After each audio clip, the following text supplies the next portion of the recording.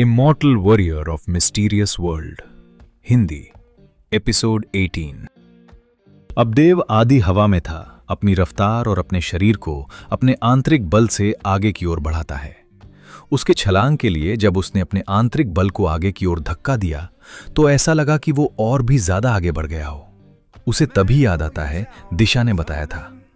अब उनकी शक्ति 2.5 गुनी हो गई है।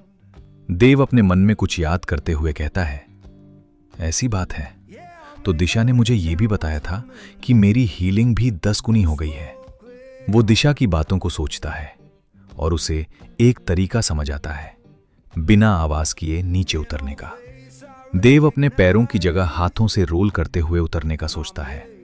हालांकि इससे उसे चोट लग सकती थी, लेकिन अपनी 10 गुना हीलिंग क्षमता पर भरोसा करते हुए वो यही करने का फैसला करता है।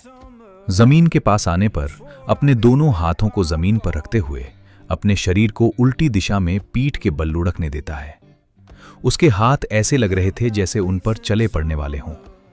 उसकी पीठ जैसे ही जमीन को छूने वाली होती है, देव अपने हाथों को जमीन से छोड़कर थोड़ा अपने ऊपरी शरीर को धक्का देता है और अपने आप को वापस ऊपर उठाता है। देव उस बल से वापस जमीन पर खड़ा हो जाता है, लेकिन उसके कूदने के बाद वो बल इतनी ज्यादा आगे की ओर आई कि देव खड़ा नहीं रह पाया और आगे अपने हाथों को नीचे रखकर घुटनों पर बैठ जाता है।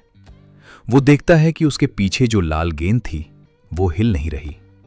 ये देखकर उसके जान में जान आती है। उसने इस खंजर फेंकने वाले अजीब प्राणी को सफलतापूर्वक पीछे छोड़ दिया।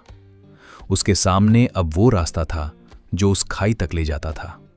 देव इस रास्ते को देखता है और फिर आगे उस महल को अपने दिल में एक प्रकार की खुशी महसूस करता है। अपने पैरों को उस रास्ते पर आगे बढ़ाता है। ये रास्ता ऐसा लग रहा था, लाल और नीली गेंद के बीच सुंदर सा रास्ता। देव इस जगह से आगे बढ़ता है। चलते हुए जब वो पर्पल गेंद के पास से निकलता है तो उसे उस गेंद से एक अजीब सोया हुआ खतरा महसूस है। देव अब आगे बढ़ते हुए उस खाई और पूल के पास पहुंच चुका था। नजदीक आने पर उसे दिखता है ये एक लकड़ी और लाल रस्सी से बनी पूल थी। देव इस पर चढ़ने से पहले इस पूल की क्षमता चेक करना चाहता था। उसने अपने हाथों से उस सुर्ख लाल रस्सी को तोड़ने की कोशिश की। देव अपने हाथ में ग्लव्स इसलिए नहीं पहना था क्योंकि भला कौन ही पुल में जहर लगता होगा। देव के कई प्रयासों के बाद भी वो रस्सी नहीं टूटी। उसने अंतिम बार उस रस्सी पर जोर का हमला किया, फिर भी वो नहीं टूटी। वो रस्सी एक मानव के बाजू जितनी मोटी थी। देव सामने की ओर देखता है और अब बिना किसी झिझक के उस पुल पर चढ़ता है और पार कर लेता है। उसके पार करते ही उस पुल पर दरारें पड़ने शुरू हो जाती हैं, मानो कोई कांच हो। उसके देखते देखते वो पुल टूटकर टुकड़ों में बिखर जाता है। देव इस चीज को देखकर कहता है, ये क्या ये कोई जादुई पुल थी जो सिर्फ एक आदमी ही पार कर सकता है? देव ने उस जगह हाथ दिया जहां पुल था, लेकिन अब वहां कुछ नहीं था। इस ओर वो 9वें एल्डर एंट्रेंस पर खड़े कल्टीवेटर और खुराना परिवार के 11वें एल्डर को देखकर गुस्सा महसूस करता है। वो अपने मन में कहता है, इतनी परेशानी के बाद और इतने लोगों की कुर्बानी के बाद जब मैंने इस राक्षस पूर्वज पत्थर दिल और राक्षस किले का पता लगाया, आखिर में होता क्या है? ये खुराना परिवार का इतना शक्तिशाली एल्डर ही सीधा यहां प्रकट है। 9वें एल्डर अपने सभी साथियों को मानस देव खुराना के पास के राकेश खुराना पर हमला करने का आदेश देता है, क्योंकि राकेश खुराना उसे मास्टर लेवल के पीक पर ही लगा था और उसके सभी साथी अभी बस रैंकर लेवल पर ही थे। मास्टर लेवल से एक नीचे का लेवल होता है रैंकर। वहां अभी करीब 15 से 25 के करीब राक्षस होंगे, जिनमें से कुछ के शरीर पर कपड़े भी नहीं थे। वे सब भी राकेश खुराना पर हमला कर देते हैं। राकेश खुराना ने अभी अभी मास्टर लेवल में एंटर किया था, लेकिन यह भी काफी था उन सबको सबक सिखाने के लिए। उसने खुराना परिवार की साइड फैमिली में जन्म लिया था, लेकिन जब वो बड़ा हुआ तो नौकरी से बोरियत फील करके कार रेसिंग में चला गया। एक एक्सीडेंट के बाद उसे हॉस्पिटल में सर्जरी करानी पड़ी। उसे लगा कि अब वो कभी उठ नहीं पाएगा, लेकिन उसके पिता ने सुन रखा था कि खुराना परिवार की मेन फैमिली के पास एक दवाई है जो बाहरी तथा आंतरिक चोटों को ठीक कर सकती है। उसने बहुत मुश्किल से एक मेन फैमिली मेंबर को अपने बेटे को देखने के लिए मनाया।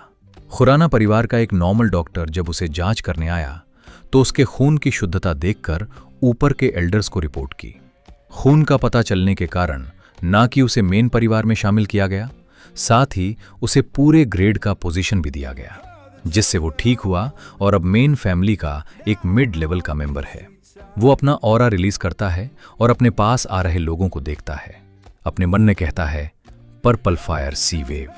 इतना कहते ही उसके शरीर से शक्तियां उसके हाथों में एकत्रित होने लगती हैं और उसके आसपास पर्पल ऑरा आ जाती है, जिससे वहां की हवा गर्म हो जाती है। राकेश खुराना अभी 25 साल का होगा और अभी से ही मास्टर लेवल पर था। उसके पैरों के नीचे से जमीन पर पर्पल रंग का फायर चारों ओर फैलने लगता है, जैसे शांत पानी में एक बूंद गिरने के बाद उठने वाली लहर जैसी। उन राक्षस के पैर जैसे ही उस फायर पर पड़ते हैं, वो दर्द से चिल्ला उठते हैं।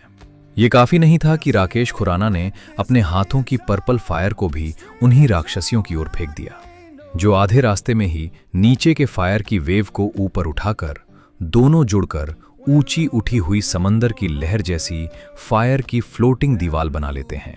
सामने आने वाले राक्षसों में आगे के दो उस दीवार को बेवकूफी से हाथों से रोकना चाहते थे, लेकिन उनके हाथों ने जैसे ही उस आगे आ रहे फायर की वेव को छुआ, चर्रा की आवाज के साथ उनके हाथ उसी जगह से गायब हो गए। ये देखकर टापू पर खड़ा 9वें एल्डर सबको राक्षसों में ट्रांसफॉर्म होने का आदेश देता है। अगर आपकी इच्छा हो तो सब्सक्राइब करें वीडियोस के अपडेट्स पाने के लिए। अगर आपको कुछ कहना है तो कमेंट्स करें।